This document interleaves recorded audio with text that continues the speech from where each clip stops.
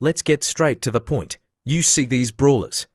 What they have in common is that their hypercharge did not save them from lower tiers. Once everyone gets a hyper, these three will be the ones, replacing Doug in F tier. If we were to talk about each hypercharge, Willow's hyper should have been base kit, Lola's hyper is wasted potential for a creative brawler, and Charlie's hyper is so bad that the only worse hyper is Jean's, the hyper that nerfs him twice.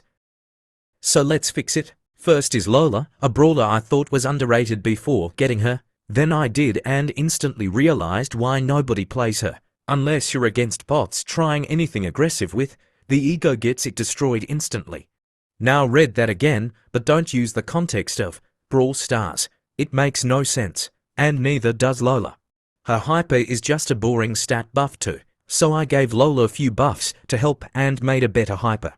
Willow is stuck in a dilemma like Meeple but for thrower types.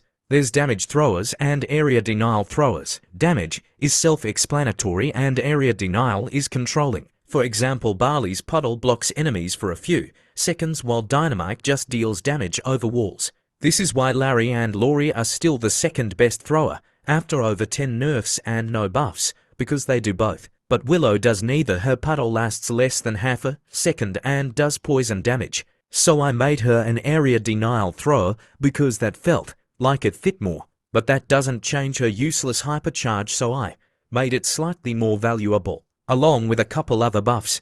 Last up is Charlie, and this one is a bit understandable. Her hypercharge was added when she was still S tier, so it didn't need to be broken. But since that she's received 8 nerfs and 3 were to her hypercharge, I tweaked it a little so that the hyper isn't useless and gave her a few buffs, but I forgot to mention how the spiders no longer decay.